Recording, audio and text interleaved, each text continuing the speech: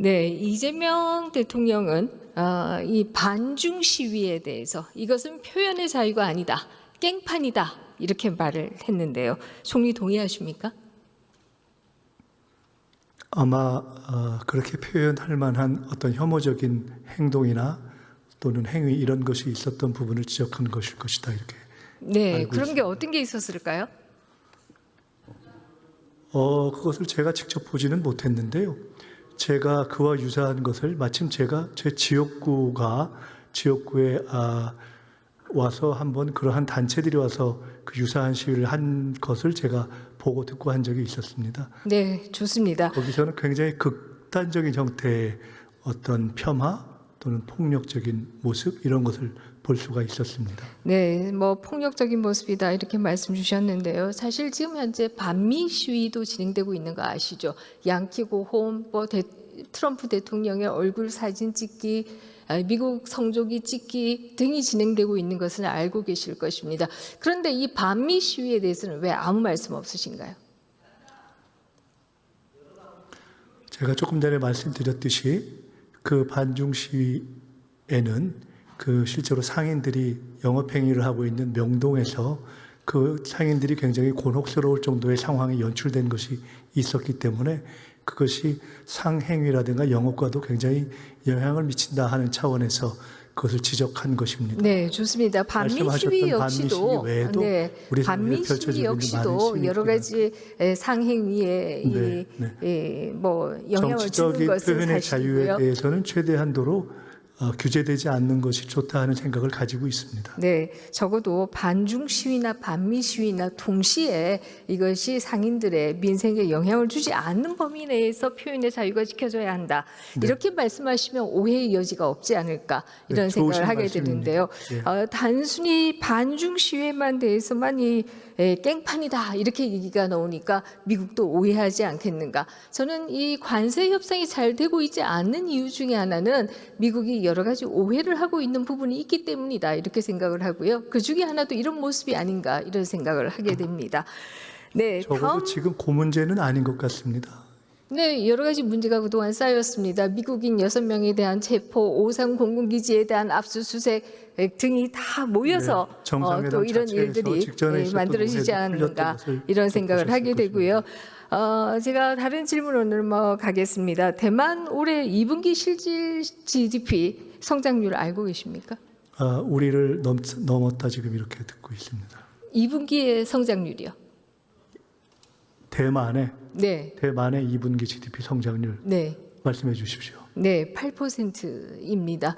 우리하고는 굉장히 격차가 커졌다 이렇게 얘기할 수가 있고요. 대만과 우리는 4마리의 아시아의 용이었습니다만은 4만 불 고지를 대만이 먼저 가지 않겠는가 이렇게 지금 예측들이 되고 있습니다. 대만의 경제가 이렇게 성장하는 이유는 뭐라고 생각합니까?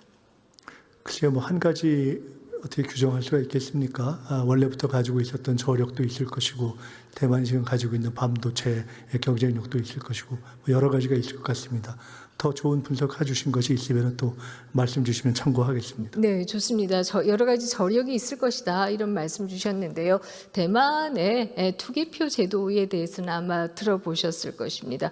우리 20대가 가장 이상적으로 생각하는 투기표 제도가 대만의 제도입니다. 당일 투표하고 현장에서 투표하자마자 개표하고 그 개표에도 누구나 관람할 수 있어서 여기에는 조작이나 음모론이 끼어들 여지가 전혀 없다. 이렇게 얘기할 수 있습니다. 이렇게 본다라고 하면 혹시 이런 제도를 우리도 좀 도입해서 이 선거와 관련해서 계속해서 문제가 일어나는 걸 좀 막을 생각은 없으십니까? 글쎄요. 지금 이미 대한민국의 투표 시스템에 대해서 음모론 이건 어떠건 이러저러한 차원에서 문제를 제기하는 것은 별 근거가 없다고 다 정리가 되어 있는 상황이기 때문에 우리가 굳이 저것을 도입할 상황은 아니지 않는가 생각을 합니다. 네, 국제적으로도 문제 제기들이 있는 것은 사실이고요. 뿐만 아니라 이렇게 깔끔하게 해서 어떤 음모론도 사라지지 않을 정도로 투명하고 공정하게 한다라고 하면 불필요한 마찰과 정치적인 갈등은 줄어들 수 있지 않을까 이런 생각합니다. 흔히 어저께 구윤출 장관도 부총리도 그 얘기를 했습니다만은 성장은 요소 투입에 비례한다 이런 얘기를 합니다. 물적, 인적 요소 투입을 더 많이 할수록 성장한다 이렇게 얘기하는데요. 그거 이외에도 굉장히 중요한 게 있습니다. 사회적 신뢰가 높을수록 같은 요소 투입에도 더 많은 성장을 가능하게 한다 이런 얘기이고요. 우리 젊은 세대들이 대만과 같이 좀 투명하고 공정한 투개표 제도를 도입하자라고 하는 것은 우리 사회가 좀 더 성장할 수 있고 신뢰받는 사회로 가자 이 얘기다 이렇게 얘기할 수 있습니다. 어떻습니까? 동의합니까? 네, 전적으로 공감하고 바로 그것 때문에 사회적 신뢰를 국내적으로 파괴하다시피 했던 사실상 파괴해서 나락에 빠뜨렸던 상황으로부터 우리 모두가 같이 어렵게 지금 헤쳐나가고 있는 거 아니겠습니까? 네, 좋습니다. 그 나락의 원인 제공자는 또 누구이냐 이렇게 얘기하면 얘기는 달라질 수 있다 이런 얘기를 할 별로 수가 달라지지 있고요. 않을 것 같습니다. 제가 여기에 대해서 논쟁하면 시간이 없기 때문에 계속하지는 않겠습니다. 혹시 구축 효과란 얘기 들어보셨습니까? 네, 무슨 얘기입니까? 조금 더 자세히 설명해 주시면 제가 듣겠습니다. 네, 사실 어저께 저 구현출 장관이 얘기하시는 가운데에서 요소 투입을 하면 성장하기 때문에 정부가 아주 이 예산을 적극적으로 사용할 수밖에 없다. 이제 이런 얘기를 하는데요. 일반적으로 구축 효과라고 한다면 정부가 빚을 내서 돈을 쓰면 쓸수록 기업들은 투자할 수 없고 이로 인해서 성장이 안 된다. 라고 하는 게 구축 효과다 이렇게 얘기 드릴 수가 있고요. 대만의 경우에는 국가 부채율이 29%밖에 안 된다라는 얘기도 드리겠습니다. 그렇게 보면 우리 저력에 있어서 앞으로 치고 나갈 수 있는 저력이 상당히 크다 이런 얘기도 드릴 수가 있을 겁니다. 또 다르게 얘기한다라고 하면 정부가 빚을 내서 투자한다라고 하는 것이 얼마나 큰 위험이 있을 수 있는가 하는 얘기이기도 하다 이런 얘기를 드리겠습니다. 네, 말씀 주신 그 부채 문제에 대한 걱정은 충분히 이해하고 또 공감합니다. 그러나 현재의 상황에서 저희들이 성장을 위한 투자를 해야 한다는 것도 충분히 이해하실 것이라고 생각합니다.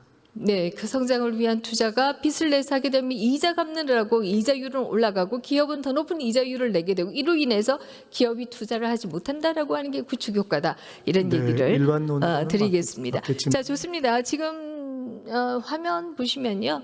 유럽의 젊은이들 그리고 또 아시아의 젊은이들이 시위하는 장면이 나오고 있습니다. 전 세계의 젊은이들이 시위 대열에 나서고 있다 이렇게 얘기 드릴 수가 있습니다. 유럽의 젊은이들은 주로 반이민 시위를 하고 있고요. 아시아의 경우에는 네팔을 비롯해서 인도네시아 등에서는 반중 시위를 하고 있습니다. 반이민 시위 왜 한다고 생각하십니까? 근본적으로는 세계 여러 나라에서 가지고 있는 경제적인 어려움이 여러 가지 시위의 바탕에 깔려 있다고 생각합니다. 네, 경제적 어려움이라고 하면 결국 실업률 등이 거기에 깔려 있다 이렇게 얘기할 수도 있을 텐데요. 젊은이들이 분노하는 것은 단순한 실업이 아니라 우리의 문화가 깨어진다. 우리가 만들어 온 사회 시스템이 이민자들 때문에 깨어진다. 우리가 과연